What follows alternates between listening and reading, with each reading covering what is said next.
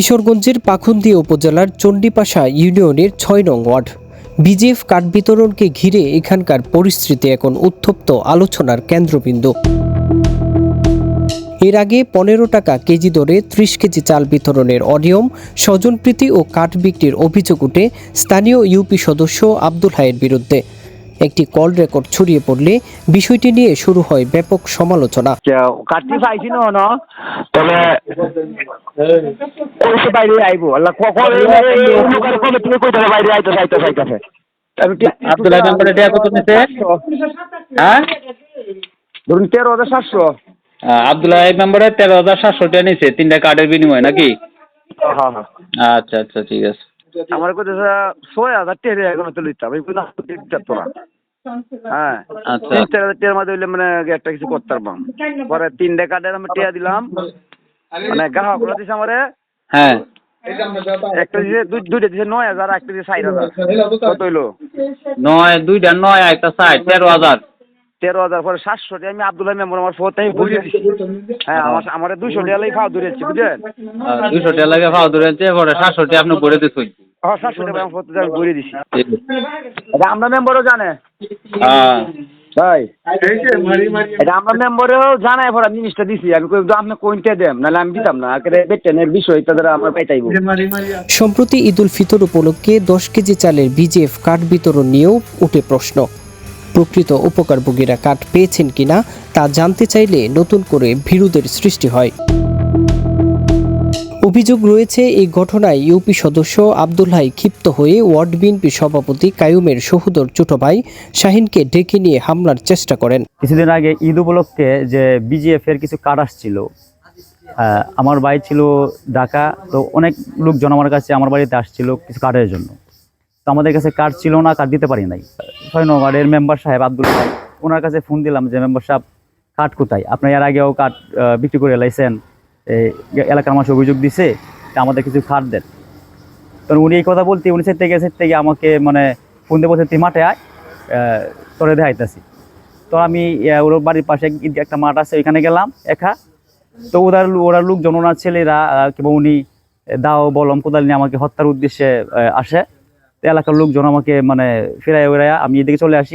পরবর্তীতে গ্রামের গণ্যমান্য ব্যক্তিবর্গ ও দলীয় নেতাদের আলোচনার মাধ্যমে বিষয়টি সমাধান হলেও গত 17 মার্চ কয়েকটি জাতীয় গণমাধ্যমে ওয়ার্ড বিএনপির সভাপতি কায়ুমের বিরুদ্ধে বিজিএফ কার্ডের বাগ না পেয়ে ইউপি সদস্যের বাড়িতে হামলার অভিযোগ শিরোনামে সংবাদ প্রকাশিত হলে এলাকায় মিশ্র প্রতিক্রিয়া দেখা দেয়। স্থানীয় সূত্রে জানা যায়, ওই ওয়ার্ডে মোট 365টি বিজিএফ কার্ড বরাদ্দ দেওয়া হয়। এর মধ্যে 190টি কার্ড দাবি করে আব্দুল হাইয়ের উপর চাপ প্রয়োগ করেন কাইয়ুম। এ নিয়ে দুজনের মধ্যে তর্ক বিতর্কের এক পর্যায়ে কাইয়ুম মোবাইল ফোনে প্রাণনাশের হুমকি দেন বলে অভিযোগ রয়েছে।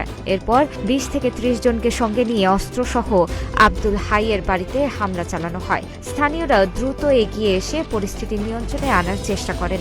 স্থানীয় একাধিক ব্যক্তি বলছে, প্রকাশিত সংবাদের সঙ্গে ঘটনার বাস্তবতার মিল নেই, বরং প্রকৃত ঘটনা আড়াল করতে, বিএনপির মান ক্ষুণ্ণ করতে এমন সংবাদ প্রকাশ করিয়েছে আব্দুল হাই মেম্বার। ঘটনার সত্যতা অনুসন্ধানে বৃহস্পতিবার কিশোরগঞ্জ টিভির অনুসন্ধানী টিমের 2 সংবাদকর্মী সরজমিনে চণ্ডীপাশা ইউনিয়নের 6 নং ওয়ার্ডের ঘাগড়া গ্রামবাসীর সঙ্গে কথা বলে জানতে পারে বিজিএফের কার্ড চাওয়ার অভিযোগ এবং আব্দুল হাই মেম্বারের বাড়িতে হামলার ঘটনা সত্য নয়, বরং উল্টো অভিযোগের তীর ওই ইউপি সদস্যর বিরুদ্ধে। আরে হয়েছে বাটপার এটা ফুদা মিশা কথা মনে সেরার বানায় কইলছি আর কি, বুঝুন না? এটা আপনারা তর্জন্ত করলে পাইবেন। এটা ফুদা মিশা কথা আপনারা কবর লয়ে দেখুন না, আমার আপনারা কবর লয়ে দেখুন ফুদাই।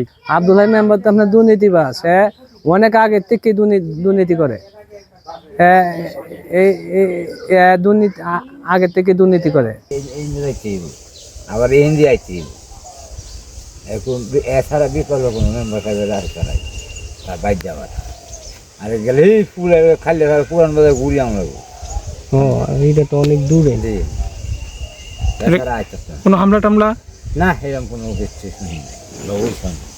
আমি যখন জমিতে কাজ করতেছি, হঠাৎ করিয়া খুব চিল্লা দিল্লি শুনতে পাইলাম। তখন আমি সামনের দিকে অগ্রসরে দেখলাম যে 3 জন ব্যক্তি ওই খাল ফারিয়া এপারে আসতেছে।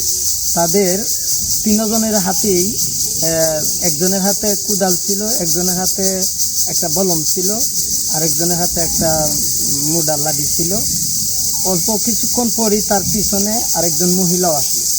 মহিলা অর্থাৎ ওই যে তিনজন ব্যক্তি আসছিল ওর দুইজন হচ্ছে ছেলে আর একজন স্বামী এবং মেম্বার সাহেবের স্ত্রী। সে একটা বড় বাঁশের খুঁড়া নিয়ে আসলো। তখন আমি বললাম যে তোমরা কি ব্যাপার, কোন দিকে যাইতেছো? তখন খুব অশ্লীল ভাষা গালাগালি করতেছে আর সামনের দিকে অগ্রসর হচ্ছে। তখন আমি বললাম আচ্ছা ঠিক আছে, বিষয়টা আমি দেখি কে কার সাথে ঝগড়া। তখন আমি তাকে মাঠের ভিতরে দেখতে পাইলাম। তখন তারা একা তো আমার সামলানো সম্ভব না, তারা তিনজন তার দিকে আসতে লাগলো। তো হঠাৎ করে একজন ব্যক্তি মাঠ ডিঙ্গাইয়া তার কাছে কুদাল নিয়ে এক পর্যায়ে তারা আক্রমণ করার চেষ্টা করলো। সে তখন আস্তে করিয়া এই ইয়ার থেকে এই মাঠ থেকে বাড়িয়ে চলে গেল। তখন ওই আরো তিনজন ব্যক্তি ছিল, তিনজনও আমরাও সবাই তারে মূলত এই ওরা যখন সামনের দিকে অগ্রসর হচ্ছে আমরা তাকে এই মানে ফিরানোর জন্য চেষ্টা করছি এবং এই বাকি আরো যে দুইজন লোক ছিল তারাও ফিরাইছে। মেম্বারের বাড়িটা কিন্তু কালের ওই পাশে, যদি ভাঙতে যাইতো তাহলে অবশ্যই কাল হারিয়ে যেতে হতো। কালের ওই পাশে ওরা যায় নাই, কোনো সময় যায় নাই, ওরা কালের এ পাশেই ছিল। কাজে ভাঙচুরের ঘটনা এখানে ঘটছে বলে আমার মনে হয় না এটা সত্য। উদ্দেশ্য হলো মানে বিজিএফ কার্ড নিয়ে। বিজিএফ কার্ড আমাদের ইউনিয়নে দেওয়ার জন্য দুজন প্রতিনিধি নিয়োগ করছেন। ওনাদের নেতৃত্বে আমাদের প্রতি ওয়ার্ডে বিজিএফ কার্ড বিতরণের জন্য নির্দেশনা দিচ্ছেন কি সিস্টেমে বিতরণ করবে। সিস্টেমটা হলো যে মেম্বার সব যারা আছে তারা তো থাকবেই, এরপরে দলের নেতা কর্মীরা নিয়ে মেম্বার সব সমন্বয় করে এগুলো বিতরণ করবে। তখন দুইজনের মানে কথা কাটাকাটি হয়েছে, এমনি কোনো মারামারি হয়েছে না, এ কিছু শুনছি। কিন্তু পরে রাত্রে ফেসবুকে দেখলাম যে বাড়িতে কিছু জিনিসপত্র, টিনের বেড়া টেরা বাঁশ টাস এগুলো এলোমেলো করিয়া ফেসবুকে দিছে যে কাইম নাকি তার বাড়িতে গিয়ে ভাঙচুর করছে। তার বাড়িতে গিয়ে ভাঙচুর করছে, যদি ভাঙচুরের ছবি দিতে পারে তাহলে যারা ভাঙচুর করছে এটারও তো ছবি দেওয়া দরকার ছিল। আরেকটা বিষয় হলো যে গতকালকে আবার দেখলাম যে এক সাংবাদিক সাহেবের কাছে উনি বক্তব্য দিচ্ছেন যে বাড়িঘর ভাঙচুর করার জন্য কাইয়ুম তার দলবল নিয়ে মানে বাড়ির কাছে গেছে এবং হুমকি দিচ্ছে বাড়িঘর ভাঙচুর করবে এবং হুমকি দিচ্ছে তারা মাইদুর করবো, এরকম ধরনের বক্তব্য শুনলাম। তাহলে দুইটা দুই রকম হয়ে গেল না। এ বিষয়ে পাকুন্দিয়া উপজেলা নির্বাহী কর্মকর্তা রূপম দাস বলেন, তার কাছে এই ধরনের কোনো মৌখিক বা লিখিত অভিযোগ আসেনি। তিনি মিডিয়াতে সংবাদ দেখে পাকুন্দিয়া থানার ওসিকে বিষয়টি দেখে ব্যবস্থা নিতে বলেছেন। না, এই বিষয়ে আমি কোনো অভিযোগ পাই নাই। আমি সংবাদ মাধ্যমে অনলাইন আসলে নিউজটা দেখি, নিউজটা দেখার পর আমি ওসি সাহেবকে বলে দিয়েছিলাম যে এই ধরনের কোনো যদি ঘটনা ঘটে থাকে তাহলে ব্যবস্থা নেওয়ার জন্য। তো পরবর্তীতে ওসি সাহেব আর কিছু জানায় না এবং আমি এই বিষয়ে কোনো লিখিত অভিযোগ বা মৌখিক অভিযোগ আমি কিছুই পাই নাই। উনি ওনার ঘটনা একটা জিডি করছে আমাদের কাছে। এখন আমাদের জিডি যদি তদন্ত করতে গেলে বিজ্ঞ আদালতের অনুমতি লাগে। আমরা তার জিডি পাওয়ার প্রাপ্তি সাপেক্ষে বিজ্ঞ আদালতে অনুমতির জন্য পাঠাইছি। আদালত অনুমতি দিলে আমরা এখানে আইনগত ব্যবস্থা নেব। এই অবস্থায় এলাকাবাসীর দাবি, প্রশাসনের নিরপেক্ষ তদন্তের মাধ্যমে প্রকৃত ঘটনা উদ্ঘাটন করে এবং কোনো অনিয়ম প্রমাণিত হলে দায়ীদের বিরুদ্ধে প্রয়োজনীয় ব্যবস্থা নেওয়া হোক। রায়হান জামান, কিশোরগঞ্জ টেলিভিশন।